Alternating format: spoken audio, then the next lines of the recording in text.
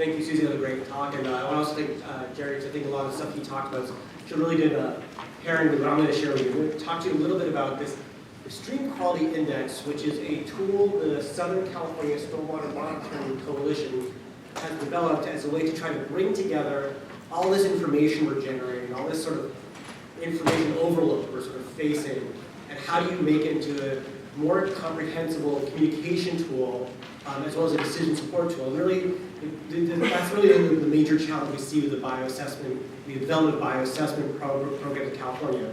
Generating so much data, we don't necessarily know what to do with it.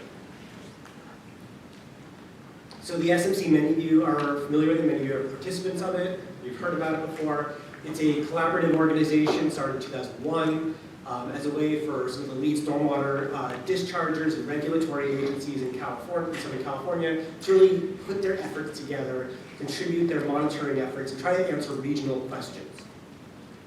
We started sampling streams in 2009 to really focus on what's the overall condition of our streams, what stressors are associated with poor conditions when we have them, and are conditions changing over time. And right now it's a pretty robust source of data for a lot of the programs in Southern California and statewide.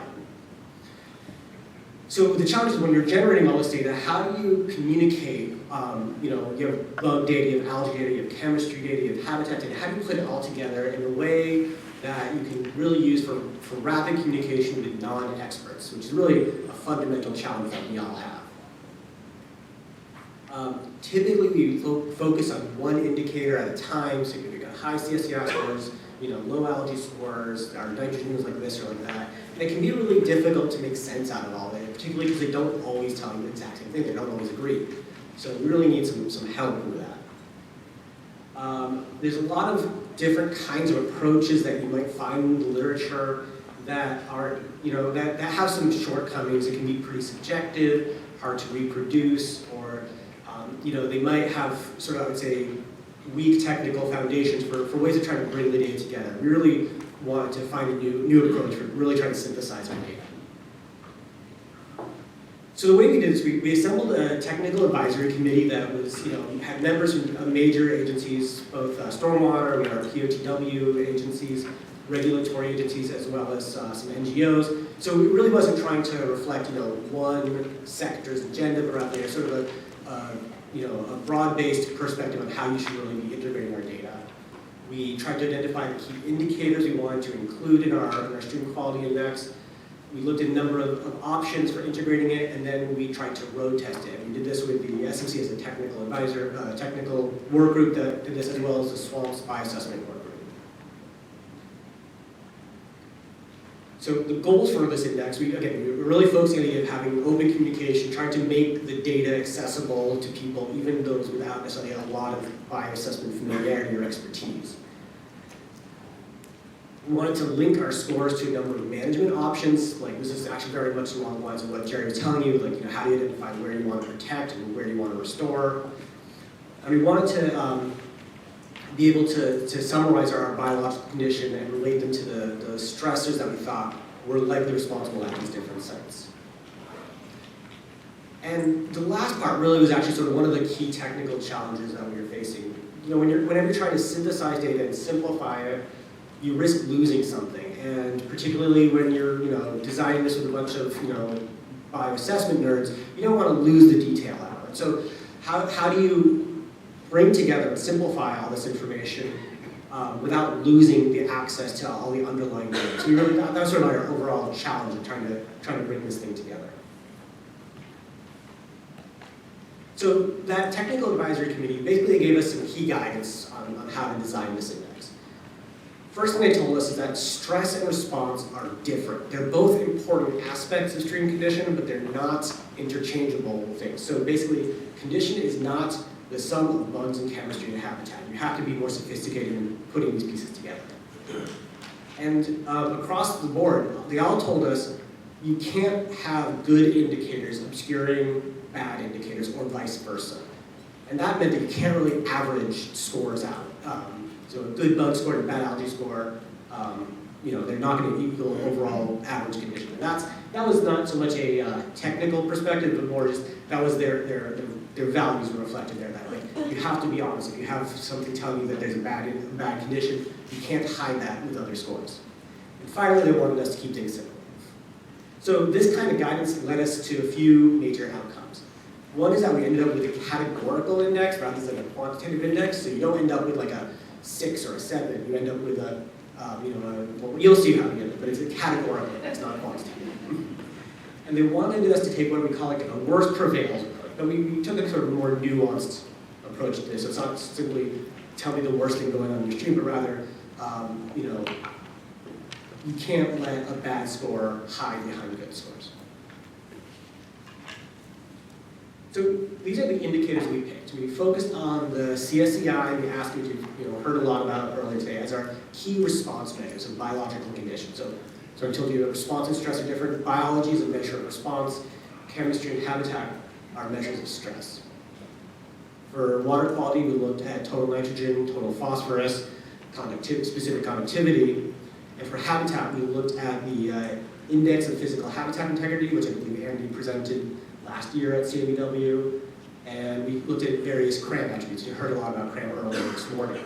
Now, why did we pick these measures? They're relevant to aquatic life. Either they're direct measures or they are stressors that we know have strong influence on aquatic life. These are widely measured, certainly within the SMC program, but also by a lot of other programs operating in Southern California outside the SMC. And we also thought these were indicators that we were likely to continue measuring. And the reason why we were concerned about that is that we knew that by creating this index, we were effectively setting a baseline for ourselves, that future monitoring programs would have to measure at least this level of effort if they wanted to use this index in the future. Now, we don't have a lot of toxic contaminants. And when I presented this to the Swamp Roundtable, this was one of the first questions that came up. So why didn't we look at toxicity that much? Well, the big reason is that we don't have toxic contaminants widely measured in Southern California. For a while, the SMC program was looking at metals and pyrethroids, but we dropped that because we found those to be fairly isolated problems rather than widespread problems. The PSA program, the Parental Streams Assessment, doesn't look at metals. We knew that these were going to be not so widely available. They tend to be much more costly to measure, and the list of what's an important toxic contaminant, that is so rapidly changing it would be hard to keep up. We had to give ourselves a little bit of insurance. We did some analyses to say that where you do have metals present, you often have some of those water quality parameters are showing correlated to those fairly well. So for at least as far as pyrethroids and metals are concerned, you're not missing them when you look at conductivity or nutrients. And yeah, that last point is, as we found in the SMC region at least, toxicity tended to be a fairly localized problem rather than a fairly widespread one. Nutrients were one of the most widespread problems we found in our region. And I think it's similar in the last PSA report as well. So this is what our index actually looks like. It gives you this overall measure of health. And you can read it, you see you've got biological condition being healthy or impacted, and you have the stream being stressed or unstressed. So these are 4 categories you get in this index. Healthy and unstressed, healthy but stressed or resilient, impacted but you don't know why, or impacted and stressed. So you have these 4 different categories. Biological condition is measured with the ALG index, the ASCII, and the CSCI, so you can be healthy as far as both of these indices are concerned, or 3 different ways of being unhealthy. Either they're both bad or just one of them is bad. And the whole point is that all 3 of these are considered unhealthy. It's not like these 2 are not considered sort of an intermediate between the top and the bottom. They're all 3 sort of a fail state. And I do want to clarify that that was not one sector pushing that agenda. That was whether your regulators or regulated, the representative agencies all agree with that approach. And for stress, we looked at chemistry and habitat stress as sort of 2 different aspects of stress. So we had whether high or low chemistry stress, high or low habitat stress. And the way we actually integrated this, I'll talk a little bit more how that was measured. We created a sort of a 5th category where you can have high for both, low for both, high for one, high for the other. And you could have sort of cumulative impact or cumulative levels of stress category where they're individually chemistry and habitat stress are kind of low, but together they add up to a high level of stress. I'm just going to skip ahead a little bit. Talk a bit about how we measure these things. Sorry. So we took a quantitative approach for measuring stress. So what we did is we had a way of defining biologically healthy and unhealthy streams. And we wanted to say that high levels of stress were where those observed levels of stress were associated with a high likelihood of observing poor biology.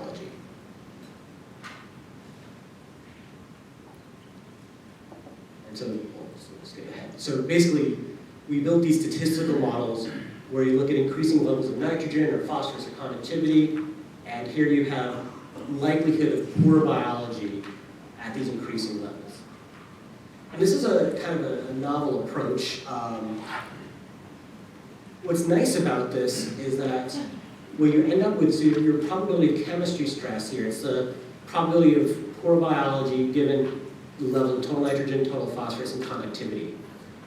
What's nice about this is that this number here, it's kind of directly interpretable. It's a probability. You don't need a benchmark to say that. You know, there's other approaches out there, like, and I don't mean this to be like sort of like bashing these other approaches, but like things like the Canadian Council Ministry of the Environment has like a integrated water quality index, which is based on frequency and duration of exceedances of thresholds.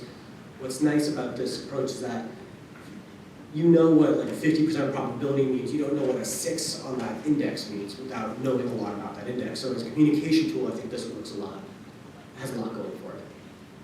I want to point out the way we measured the overall stress was simply by multiplying it. The math is actually slight. I think it's 1 minus each of these, so it's a little bit more complex than that, but it's a simple product of the two probabilities to get the combined probability stress. And that's how you can end up with a high level of stress from the combined stressors, even if these two are low. So here you see combined levels of chemistry stress, habitat stress, and this is how we classify them in those 5 categories. High level of chemistry stress, high level of habitat stress, high levels of both, low levels of both, and kind of this intermediate category. Now, the cut points you see here are what made sense for the data set we were working with. They might not make sense for other applications. If we try to expand this statewide, we might need a different set of cuts. So it's actually pretty high. We're only using this index to identify where stress levels are so high, you have a fairly high confidence that it's associated with poor biology. So it's actually around 90%. So let's keep that in mind. Our primary motivation was having good discrimination among the sites that we had in our development data set.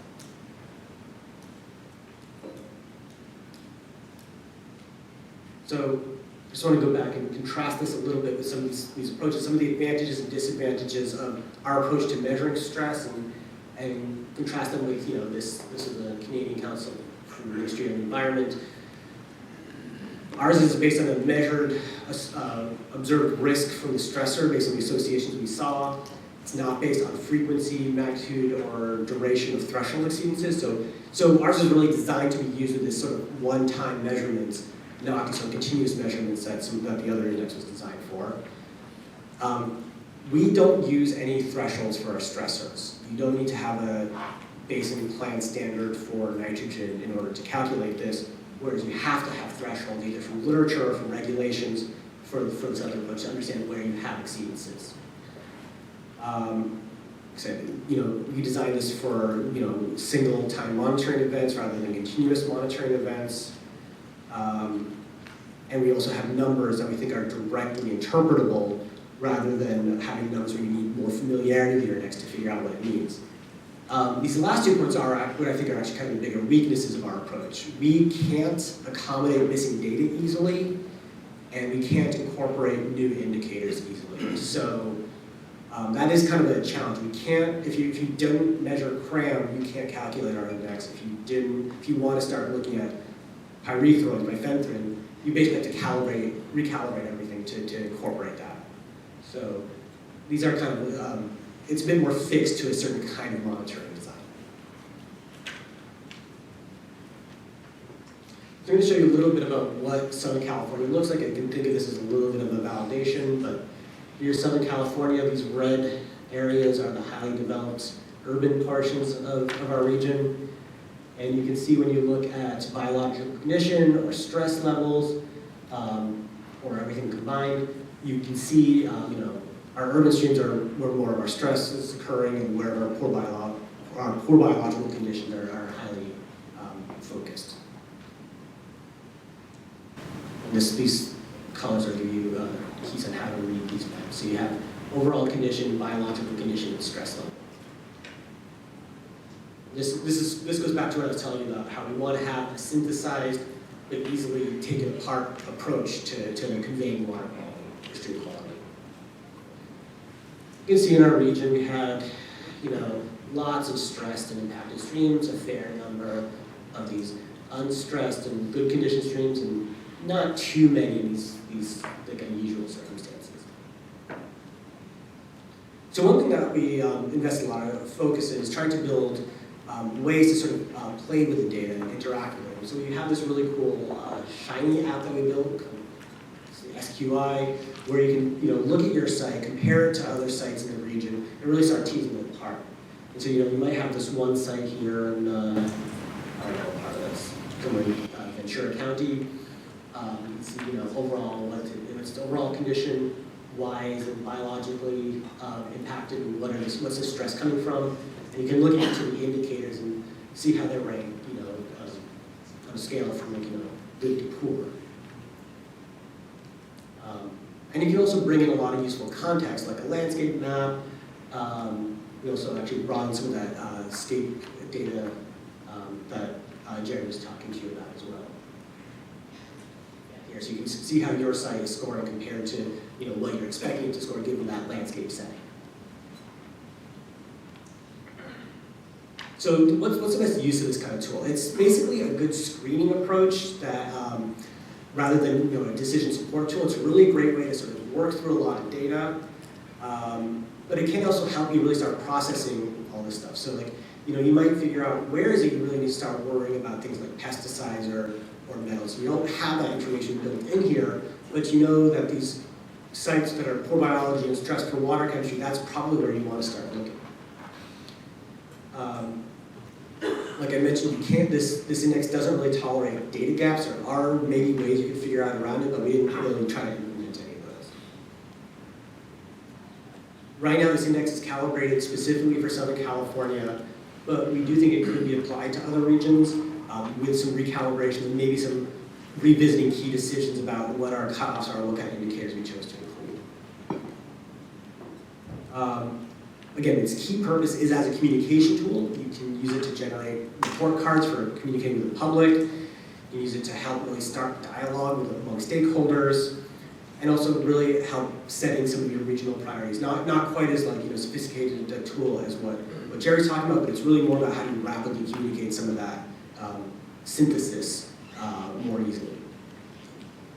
So yeah, Andy Wren and Ali and I have been talking about designing a statewide SQI that we can use as the basis of the next PSA report. Like I said, we're going to be revisiting a number of key decisions in terms of how we'd actually implement it on a statewide level, and we want to also look at ways to enhance the links through a number of other water programs, which I was going to be talking about next. So, with that, I'll just take questions.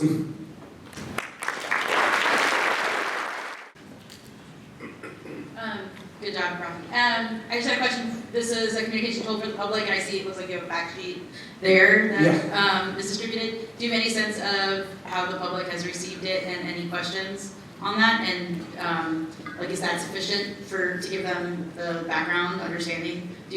What do you have plans for evaluating that? So in terms of communicating with the public, we don't plan on this. There hasn't been really a case of it being used yet in a watershed report card for communicating with the public. The feedback we've got has been mostly from agency staff and using it to communicate with their management, and I think it's so far been pretty positive, with a lot of I would say very constructive feedback on where things can be improved. For example, bringing in a lot of the landscape content to make it clear where conditions are probably going to be constrained is probably a really key feature that some of our attack warranted. But in terms of using this for public reports. That has yet to actually be tested. So the next opportunity is probably when the SWRCB puts out its next 5-year study, which is going to be next year. It'll be based on this, and we'll probably see if we can have some rapid communication tools that come out with it. So that'll be probably the best chance to hear more.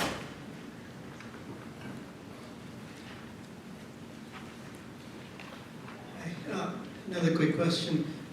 Have you applied the index to other locations outside of Southern California? Have you explored that? We haven't yet done that. I think, for the most part, the models that are underlying the index are likely to work outside of Southern California in terms of like, you're going to see the same likelihood of poor biology with levels of nitrogen and phosphorus and conductivity that you see in Southern California. You're likely to see the same models elsewhere, but the cutoffs we use won't make sense. You will find, the reason, if you calibrated this for Southern California, you'll probably find almost nothing stressed in the North Coast. And that's not useful for the North Coast. So the one when we designed this for the statewide application, that's really where we're going to focus a lot of our efforts in trying to calibrate that.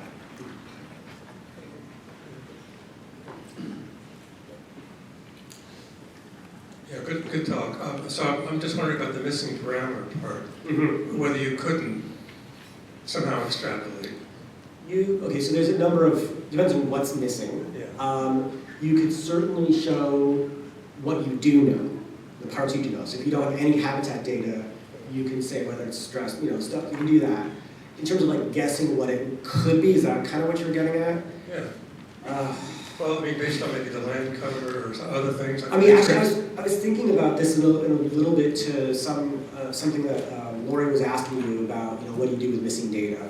And there's definitely tools out there to extrapolate from sampled locations to unsampled, and I think they do offer a real solution to both of those situations. I think they are very challenging to use on a large-scale, rapid context. They require a lot of effort. So I'm not saying it can't be done, it just requires a ton of effort. So, yeah. Raphael, I'm looking forward to seeing your shiny app. Nice presentation. Thank you.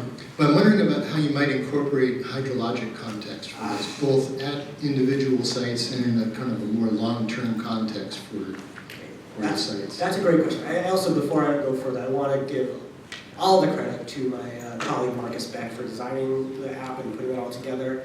I think what you're saying about hydrologic alteration, I think that's a really important next step. I think we kind of need to go back to our conceptual model and think about, is hydrologic alteration a stressor in the same way chemistry is a stressor, or is it a driver explaining the habitat? I think you can and should incorporate it. I think treating it just like you do treat habitat quality is a mistake, or could be a mistake, because there's a little bit of circularity there. It drives chemistry, it drives water quality, it drives habitat quality. So you need to properly reflect that relationship in your index. So potentially gets complicated, but I think it's important. I think tomorrow will give us some great stuff to think about in terms of how we can do that. Thanks, Raphael. Looking toward the statewide index, if the stressors are what's low stress, high stress, if that's calibrated per area, how do you make that work on a statewide basis? Well, we haven't really thought about that yet. I don't think they have to be done on a region-by-region basis. I just think that doing it for Southern California will lead to really silly answers outside of Southern California. So there's probably numbers that will make a little bit more sense. And I imagine that there's probably approaches that that you could maybe explore different options for setting different stress levels based on what's locally relevant. So I know I'm really open to hear some ideas. Thank you.